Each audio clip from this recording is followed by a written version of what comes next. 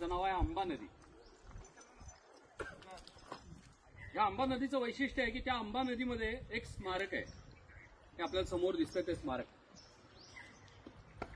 ते स्मारक आहे ते शिवछत्रपतींच्या आयुष्यातल्या एका मोठ्या लढाईचं प्रतीक आहे.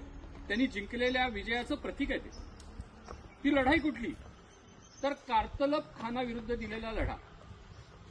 शाहिस्ते खान 3 वर्ष पुण्यामध्ये लाल महालात येऊन थांबलेला होता.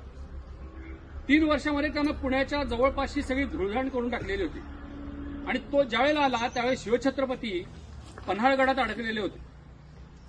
तिथून ते निसटले, सिद्धी जोहरच्या वेढ्यातनं निसटले. तिथून विशाळगडावरती गेले, सुटून लगेच आले. जिजामातांनी सांगितलं लाल महालामध्ये घुसलेला जो साप आहे त्याला बाहेर काढलं पाहिजे. योजना आखणं चालू होतं. आणि त्याच वेळेला शाहिस्ते खानही काही योजना आखत होता. त्याच्या डोक्यात होतं की महाराजांचा कोकणातला जो मुलूक आहे तो काबीज करायचा. आणि त्यानं त्याच्यासाठी एक त्याच्याकडचा मातब्बर सरदार ज्याचं नाव कारतलब खान, कारतलब ही त्याची पदवी आहे, त्याच्या वडिलांनाही ही पदवी औरंगजेबाने दिलेली होती. त्याला सांगितलं की तुला लागेल तेवढी फौज घेऊन जा आणि कोकण बेचिराग करून टाक शिवाजी महाराजांचं. त्याच्याबरोबर आणखी एक सरदारीण दिलेली होती. तिचं नाव होतं राय बाघन. बाघन म्हणजे वाघीण. औरंगजेबानंच दिलेली ही पदवी आहे राय बाघन. ती आहे मराठा. सावित्रीबाई नाव आहे तिचं, देशमुख आडनाव आहे, पण ती औरंगजेबाकडे. तिला हा सगळा मुलूक माहिती आहे काय आहे ते. आणि ह्या सगळ्या गोष्टी हेरांच्या मार्फत शिवछत्रपतींच्या पर्यंत येत आहेत. कारतलब खान थोडी नाही 20,000ची फौज घेऊन निघाला. 20,000ची फौज घेऊन खाली उतरायचंय त्याला. या घाट वाटा आहेत सगळ्या ओळीनं इथं. त्या कुठल्या वाटेनं जायचं त्यानं ते कोण ठरवणार? कारतलब खान ठरवणार नाही. आमच्या राज्यात आलाय शिवाजी महाराज म्हटले आम्हीच ठरवणार. बैठक ठरली आणि फूल उठून दिली की शिवाजी महाराज बोरघाटातून वरती येणार आहेत. कारतलब खानाची योजना चालली की बोरघाटातून खाली उतरायचं. हा बोरघाट सोपा आहे हो. आणि कारतलब खानाची फौज म्हणजे काय तर घोडे आहेत, त्याच्याबरोबर मोठा खजिना आहे, पेटारे भरलेले आहेत, हत्यारं भरपूर आहेत, सैन्य 20,000चं आहे. आता हे सगळा लवाजमा घेऊन उतरायचं तर सोपा घाट पाहिजे उतरायला. महाराजांनी हुल उठवली की ते येणार आहेत बोरघाटातून.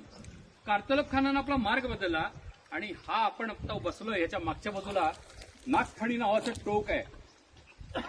त्याला इंग्रजांनी ठेवलेलं नाव आहे ड्यूक्स नोज. ड्यूक्स कोण होता त्याचा नाकासारखा त्याचा आकार आहे लांबडा. ते ड्यूक्स नोज नावाचं थोडं चुळक आहे. त्याच्या कडेला खंडाळ्यापासून कुरवंड्याचा घाट चालू होतो. त्या कुरवंड्याच्या घाटातूनच तो येईल ही योजना महाराजांनी केली. आता याचं वैशिष्ट्य काय आहे?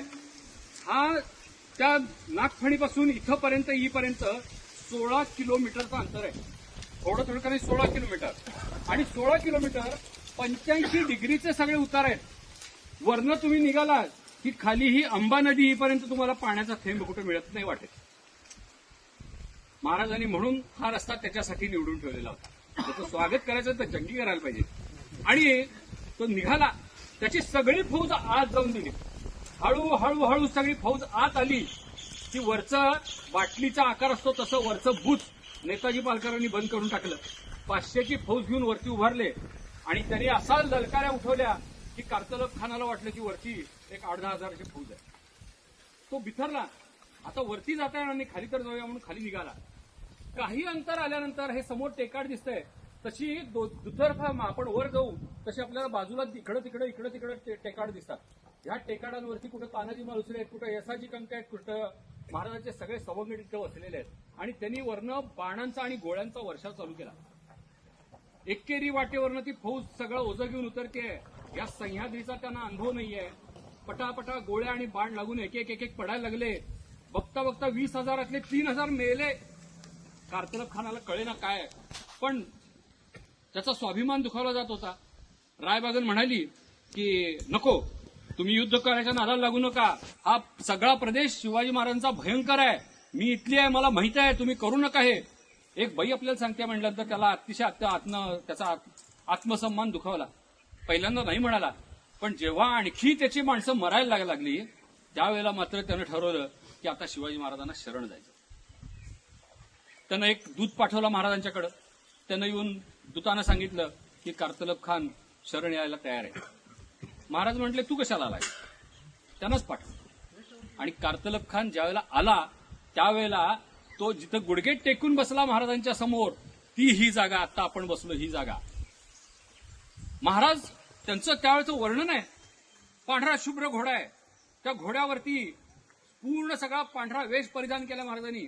घोड्यावरती बसलेत, अंगात चिलखत आहे, पाठीवरती बाणाचा भाता आहे, धनुष्य लावलेला आहे, ढाल आहे, तलवार आहे, जिरे टोप घातलाय, कपाळावरती तो आडवा शिवगंध लावलाय आणि घोड्यावरला रिकिबीत पाय ठेवून महाराज बसलेले आहेत. कविभूषण त्या सगळ्या महाराजांच्या जणू चित्राचं एका छंदामध्ये वर्णनच करतात. ते म्हणतात कसं, साजीच तू रंग बीर रंग में तू रंग चढी सरजा शिवाजी जंग जितन चलत है. भूषण भनत नाद बिहद नगार नके नदी नद मद गैव रनके रलत है. ऐल फैल खैल बैल खलक में गैल गैल गज्जा नक्की ठैल पैल सैल उसलत है. तारासो तरणी धुरी धारा में लगत जिमी थारा पर पारा पारा वारायो हलते. वीर वेश परिधान करून आपलं सैन्य घेऊन ज्यावेळेला महाराज निघतात त्यावेळेला त्यांच्या घोड्यांच्या टापांनी इतस्तता सगळे जे काही बाकीचे सगळे राजे रजवाडे ते पळून जात आहेत. त्यांच्या हत्तीच्या पावलांच्या दबावानी इथली धूळ उसळली की आकाशातले तारे चंद्र तारे झाकोळले जात आहेत. आणि मावळे ज्या वेळेला चालत जात आहेत त्यावेळेला त्यांचे पाय जमिनीवर आपटल्यानंतर एखाद्या थाळीमध्ये पारा घ्यावा आणि तो पारा हलावा. थारा पर पारा पारा वारा यो हलते. थाळ्यामध्ये पारा घेतल्यानंतर कसा हलेल तसा हलायला लागतोय.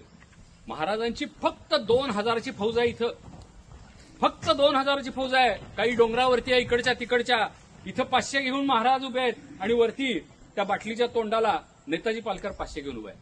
जगातली एकमेव लढाई अशी आहे की 1 विरुद्ध 10, एकाच 10 प्रमाण 2000 विरुद्ध 20,000 जिंकली. तो शरणाला गुडघे टेकले. महाराजांनी सांगितलं सगळं जे काही आहे ते इथंच ठेवायचं. घोडे असतील ते ठेवा, खजिना ठेवा, शस्त्र इथंच ठेवायची, फक्त अंगावरच्या कपड्यानिशी निघून जायचं. तो निघाला खाली उतरून. महाराजांनी सांगितलं खाली उतरायचं नाही, वर चढून जायचं. पण आला ना त्या वाटेनं परत वरती जायचं. आणि तो जो काही उतारा आहे तुम्ही कधीतरी मुद्दाम तो चालून बघा, तोंडाला फेस आणणारा उतारा आहे, उतरणं अवघड आहे. त्या सगळ्या 20,000तले काही जे काही उरलेले होते त्या सगळ्यांना महाराजांनी परत उलटं वरती चढवलं आणि नेताजी पालकरांकडे निरोप पाठवला. त्यांना आता धर्मवाट द्या, जाऊ दे त्यांना. हा निरोप होता, शाहिस्ते खानाला निरोप होता. तुझ्या एका सेनानीला आम्ही पाठवून दिलेलं आहे, जिवंत पाठवलंय, तू पण परत जा नाहीतर तुझ्यावरही ही अवस्था येईल. त्यांना ऐकलं नाही. 3 वर्ष राहिलेला शाहिस्ते खान पुण्यामध्ये लाल महालात शिवाजी महाराजांनी त्यांची भवानी त्याच्या हातावर घातल्यानंतर त्याच्या हाताची 3 बोटं तुटली, उजव्या हाताची. 3ऱ्या दिवशी गाशा गुंडाळला आणि थेट दिल्लीला निघून गेला. 3 आकड्याची गंमत ही अशी शिवाजी महाराजांनी केलेली. हा सगळा परिसर आहे तो त्याच्यासाठी पावन आहे की महाराजांनी जगातलं एकमेव युद्ध 2000 विरुद्ध 20,000चं युद्ध जिंकलं. ती ही जागा आहे. आपण आता तिथं आलेलो आहोत. त्या स्मारकाच्या इथं नतमस्तक होऊया आणि आपण आपले मार्ग. छत्रपती श्री शिवाजी महाराज की जय. धर्मवीर छत्रपती श्री शिवाजी महाराज की जय. भारत माता की जय. हिंदू धर्म की जय.